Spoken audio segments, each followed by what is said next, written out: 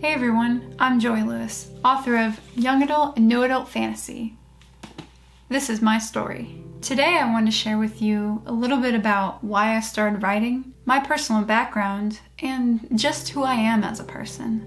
Growing up, I was definitely the quiet kid. I didn't have many friends. In fact, I had like one. So I was never the friendly, outgoing kid that a lot of people were. I was the youngest of 5 kids, so I always had plenty of people to talk for me. When I did first start talking, I had to take a lot of speech therapy classes to learn how to pronounce things correctly. Sometimes I still have trouble today, but it's a lot better. The spoken word, for me, has always been unreliable. I felt I could never really express myself fully just talking to someone. Words were always mispronounced, mangled. Even when I did say everything correctly, I never really said everything that I meant or exactly what I meant. The written word was always a better option for me. I think that's what drew me to the written word in the first place. Although when I did first start reading, I had a hard time.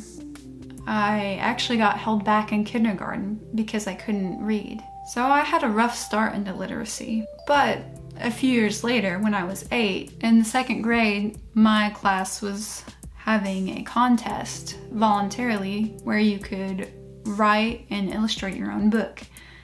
I entered, and that was it. I knew that's what I wanted to do. That's about when I first started really diving into books. I'm talking about Harry Potter, a series of unfortunate events, Eragon, for sure. A few years later, when I was 12, my school had a mandatory technology class where I learned to type. That's when I snagged a floppy disk from the library. And if you're too young to know what that is, it's like a square flash drive. It's basically the save icon in Microsoft Word.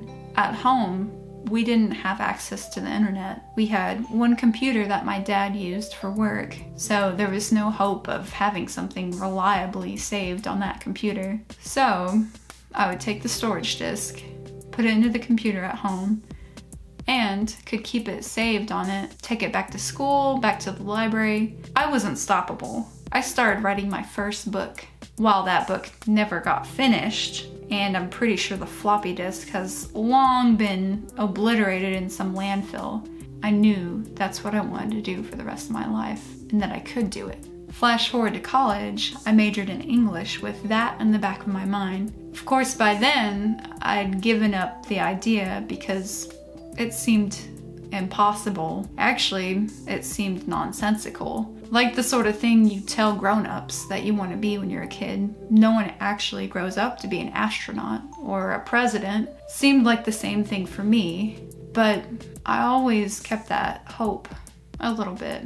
After graduating, I pursued those Plan B ideas for a while, and I told myself that was good enough, but I think deep down that I knew it wasn't. Finally, in 2018, I'd heard of NaNoWriMo. I figured this year I was going to give it my shot. If I couldn't do it, then I was going to give it up. I needed to try.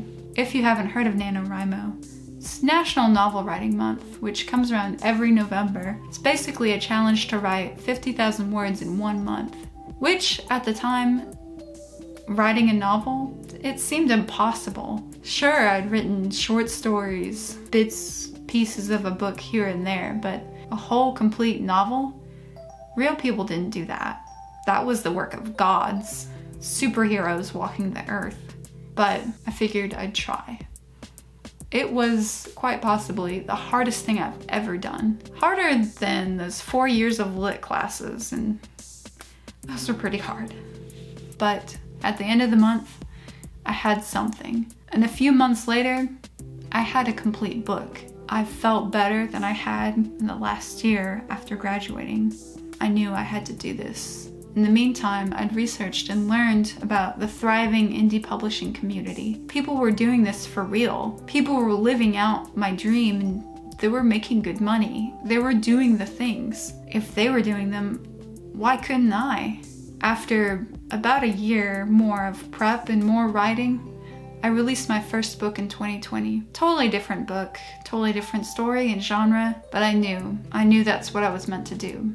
3 years and 7 books later, I'm so glad I gave that a shot. Hey, thanks for coming all this way with me and listening to this. I'm so grateful if you made it this far. And thank you for letting me have a little bit of space in your day. I hope you enjoyed listening to what I had to say and my life story about writing. For those of you curious about writing books and maybe even wanting to write your own, I hope this gives you a sign. I hope this gives you proof that you can do it yourself and gives you a little bit of courage to do it, because it is so possible.